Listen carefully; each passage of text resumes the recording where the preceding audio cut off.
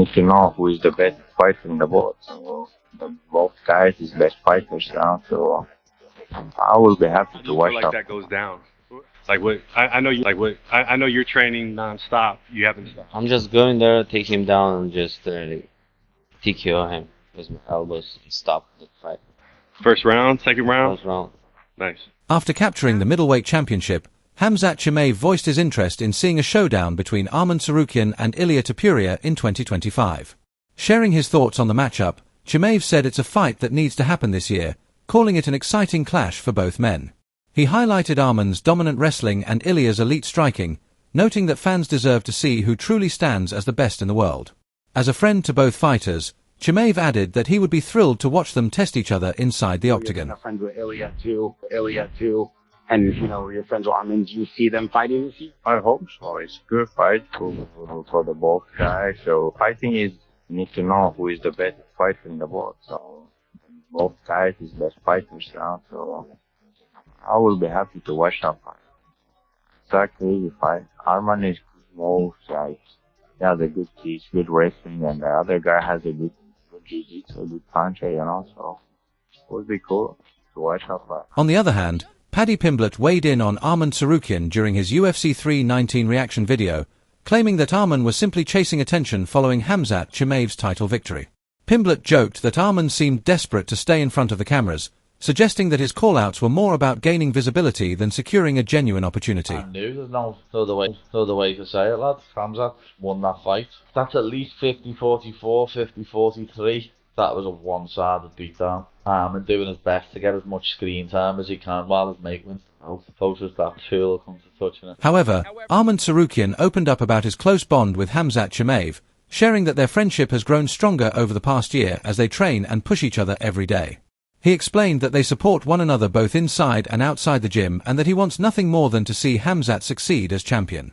Tsarukyan added that Chimaev deserves it not only for his hard work and talent, but also because he's a genuinely good person. The relationship with you and Hamzat become so unique. You guys are like brothers. I saw you every sparring you stay, every morning session you're there, you're helping him. When did the relationship with you and him become so close? I think it's already 1 year, like 1 year. We became good friends and help each other. So whatever I need, he helped me. Whatever he needs, I help him. I want to see him champion, and I'm so excited and can't wait because I know how hard he's been working for that, and he really deserved it because he's not just a good fighter, he's a good person.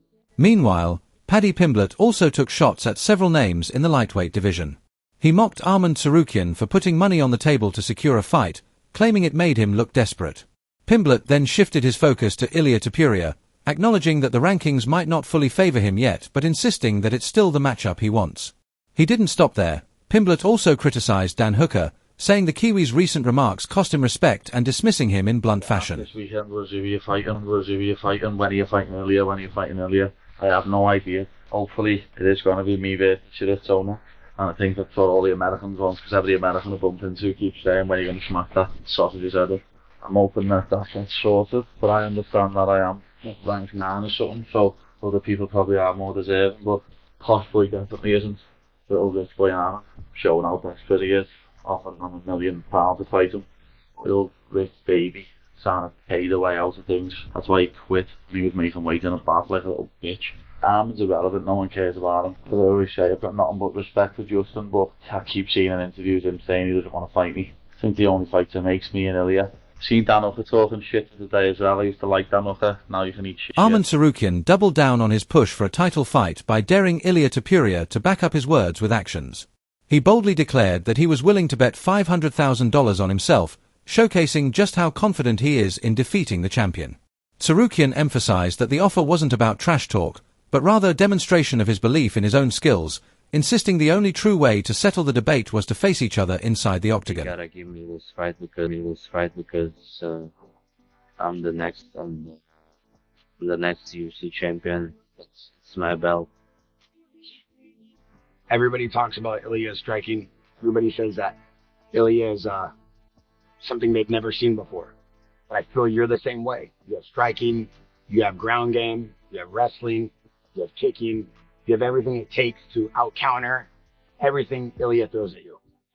Do you think Ilia is as special as everybody says he is?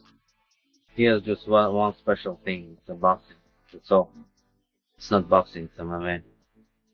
And even the striking, I'm better than him for sure, because my kicks, my elbows, my knees work all those, and he does just boxing.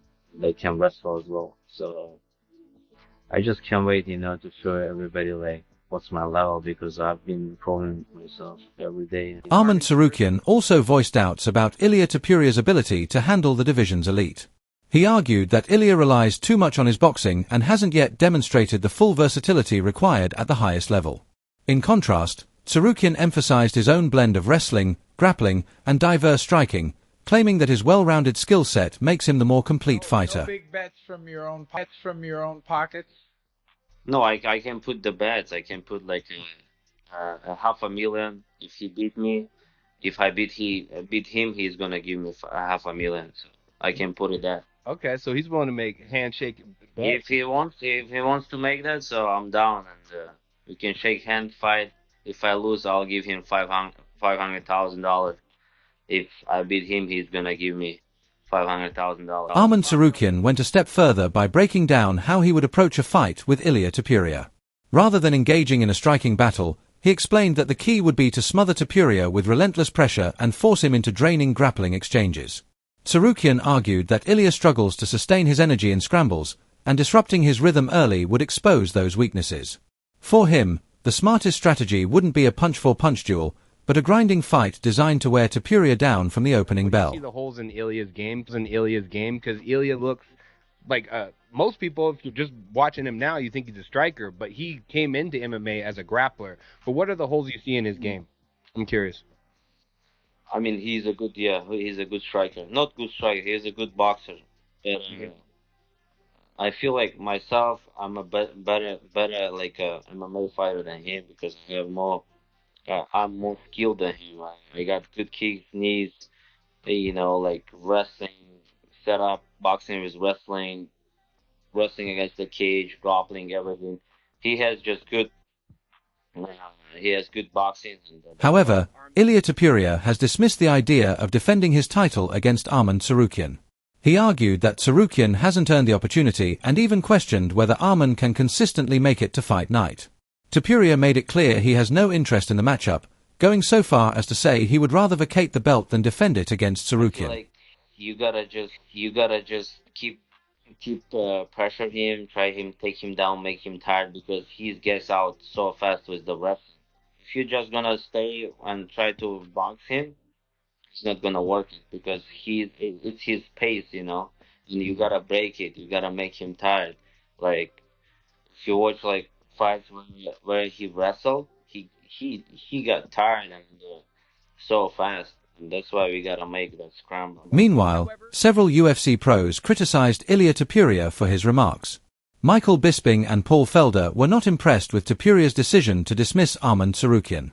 Bisping admitted he is a big fan of Ilia, praising him as both respectful and talented, but questioned why Topuria would back out after previously agreeing to take the fight.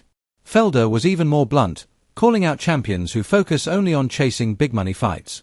He argued that Topuria is already a major draw and has no reason to avoid legitimate top contenders like Tsarukyan. When you put so much effort in the game, and you have a guy in front who you don't know that maybe he could pull us from the fight, that's not something good for us. So my back, bro, I don't care. They're gonna give him a fight before the title shot. There is no way. I'm the world champion. Never gonna give him a chance to fight for the title. I will be like, listen, if that's the case, take my belt. I don't do it. Dan Hooker pointed out that several lightweight contenders appear hesitant to face Arman Tsarukyan. He clarified that it's nothing personal, but simply because Tsarukyan is one of the toughest matchups in the division. According to Hooker, many opponents come up with public excuses, but the reality is that Arman's style has the potential to make anyone look bad once the cage door closes. I'm the biggest fan of Ilia. Right? I love how he carries himself. Every interaction I've had, he's so respectful. He's obviously a monster inside the octagon. He's technically brilliant. He's a class act. He's awesome. he's awesome. But why is he saying that? I think he's just saying it to get under his skin. But do you think he actually... I mean, he said he would. And we've got to hold him to his word. Yeah, can only take him You at know? his word at this point. But I hate it. I saw that, and I was like, come on. Here we go.